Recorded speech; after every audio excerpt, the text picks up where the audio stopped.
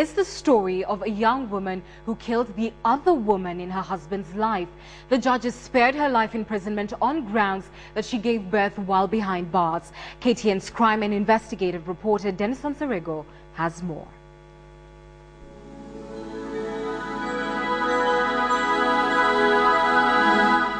At only 24, she had killed, lost a child she had delivered while in prison, and lost a husband she had fought so hard to keep. A story of a woman who says given a second chance, she could not have killed the other woman in her marriage. The state versus Mary Wanjiru. This is Case Files. Mary Wanjiru's murder trial made it to national news, so did her sentencing after 4 years of lengthy court proceedings. Langata Women's Prison will now be a temporary home for the next 6 years. Wanjiru killed not because she wanted to, she claims, but because she was forced to. It all started on the 2nd of December 2008. Tulijuana kupitia, tulikuwa tumeenda sherehe ingine ilikuwa kwao. Huyo kazini yake akaniarika. Venye aliniarika ndio tulijuana na huyo bwana wangu kwao. So mkaanza ku-go out? Ndio tukaanza ku-go out. Tukajuana kwa miaka 3, tukajuana kabisa. Ndio ikafika sehemu tukaoana. Wanjiru had been married for some time to John Wainaina, a man who worked as a mechanic in Thika town. But the man had another life, one that Wanjiru only came to learn about when she was 3 months pregnant. Sijai suspect. Wakati tukiendelea na kesi ndio nilijua ati alikuwa best ya bwana yangu. Na walikuwa go out for long? Walikuwa wameenda for long juu kwa venye wazazi wake wali witness, nikawa walikuwa pamoja, afu hiyo walikuwa ati wana fight, ndio wazazi wao wakawaachanisha. What John never told Wanjiru was that he had married and stayed for 2 years with a Miriam Jambi Kimani, a woman whose life she will brutally end with a kitchen knife. Okay, kulingana na venye aliingia, yeye ndiye aliingia vibaya. Manake nikaa alikuwa ananijua mimi, kwa sababu kwa hiyo mabishana yenye tulikuwa tunabishana, aliweza kuniambia ati kwamba aliishi kuniongojea nje. Lakini mimi hiyo venye niligundua niko na mimba, siko nataka kutembea. Nilikuwa na uvivu wa hiyo mimba. Sasa nilikuwa sote niko kwa nyumba na nimelala. Sasa venye alikuja nikaa mtu alikuwa ananijua na alikuwa na machungu na mimi. Kwa sababu venye alikuja aliniambia, kumbe ndio unafanyaga, kumbe ni wewe unafanyaga hata siku hizi chali yangu asitusionane. Ndio sasa kwa hiyo kubishana akaniambia nitoke nje, akamwambia stoki. Ndio tukaanza kubishana akisemaga ati ninaringa na huyo chali ndio mtu wake, ati ni mtu wake, mimi ni mtu tu wa kushikilia, ati yeye ndio bibi yake. Ndio wakati ule alinishika kaa kunisukuma nje, ndio tulianza kubisha nilimwambia sitoki. Nikampiga kofi ndio naye akakasirika, tukaanza kupigana. Ndio sasa unaona yeye ndiye alikuja kwa njia mbaya. Angekuja kama mtu mzuri tuongee, tungeelewana. Maana siko nimekaa kwa ndoa sana, ningemuondokea. Lakini kulingana na venye yeye alikuja, nikaa ni mtu alikuwa anakuja kuniua. Alikuwa na hiyo nia ya kuniua, maana venye alikuja si mtu mzuri. Wanjiru says the intention was not to kill Njambi, who she hardly knew existed. All she wanted, she says, was to protect herself and her unborn child. Hakuanguka mara hiyo. Maana hata venye nilimdunga, nilistuka kuona damu, lakini bado hata wakati walikuwa wanang'ang'ana na mimi. Lakini mimi nilistuliwa na ile damu kuona. Maana hiyo kitu ilinitendekea sijawahi iona kutoka utoto wangu. Sasa hiyo venye niliona damu nilistuka, ikawa saa hiyo ndio bwanangu aliingia. And at the trial, the man she had fought so hard to keep admitted that yes, indeed, he had been married to Miriam Jambi for some time. But how Jambi knew where the couple stayed is one question that has nagged Wanjiru for the last 4 years now. Wanjiru did not deny stabbing Miriam Jambi, but she insists to date that the killing was never intentional. Wanjiru told the court that she was just provoked into killing because someone came knocking on a marriage life she had toiled to grow and maintain. The court, however, laid the murder squarely on Wanjiru. That time she was 9 months pregnant. The conditions in remand prison were unbearable, but there was more to come.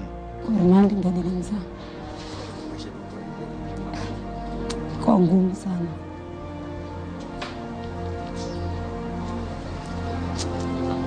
Kwa ngumu kumlea. Manake shida za chakula. Nini? Ikuwa ngumu sana. Ndio venye nilifungwa nikaona sitatoboa naye. Nikampeana nyumbani.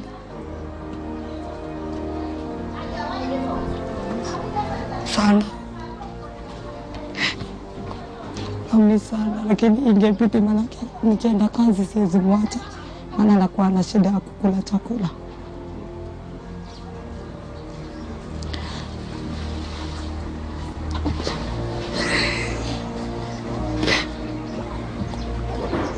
So,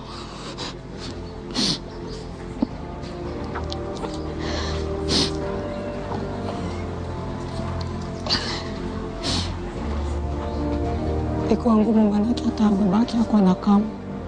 Sawa ukiwa juu maziwa tupewa kila siku. Mtoto wangu alikuwa na shida ya kukula chakula. Sasa ilikuwa inabidi afanye kibarua kwa wengine ndio tupate maziwa ya kumpea.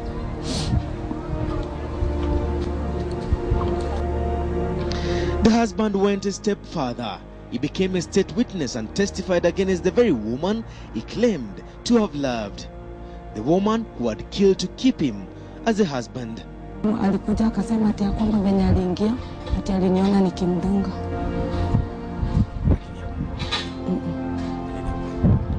Unajua alikuwa amemwambia ati manake ni mimi na yeye tulikuwa huko venye aliingia ati sasa itakuwa hata yeye akuje ni jela, lakini kwa ajili ya hiyo ndiye akatoa ushahidi wa uongo.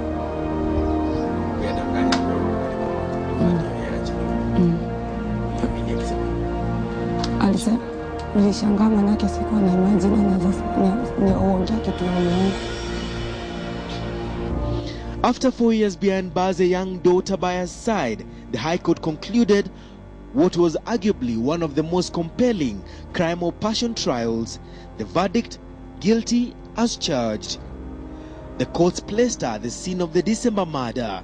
She was the woman who stabbed Miriam Jambi 3 times on the back with a kitchen knife that she had moments earlier used to slice an orange. But the fact that Wanjiru was pregnant when she committed the murder appears to have worked in her favor.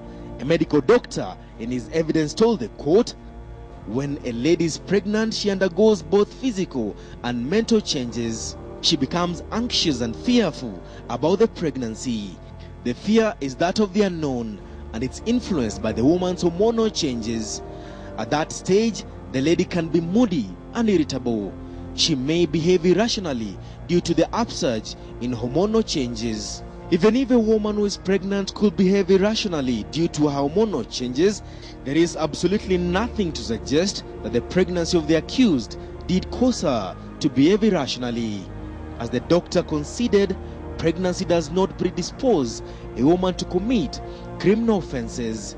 As a result, Wanjiru was convicted for the murder of Miriam Jambi, but the judge spared her the mandatory death sentence, instead sending her behind bars for a 6-year jail term, saying, having taken into account the circumstances under which the offense was committed, the length of the time that the accused has already spent in custody, and the fact that she has a young child who was born in custody, I find the death sentence uncalled for.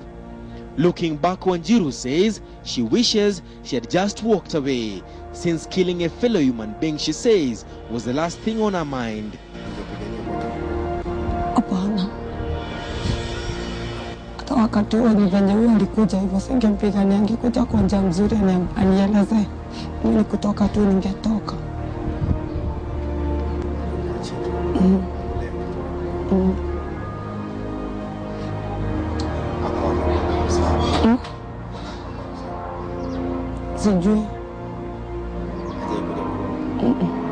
Chantel is now 4 years old, not with her mother behind bars, but under the care of the grandmother. A painful separation Wanjiru will have to face for the next 5 years.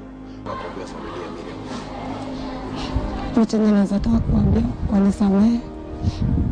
manake sikutaka kumuua, wanisamehe. Naomba tu msamaha, wanisamehe. For now, she has to serve the time for the crime she committed. Next on Casefiles, a story of a young woman who killed her cousin by setting her on fire after she discovered she was having an affair with her husband. Dennis Rosarigo for Casefiles.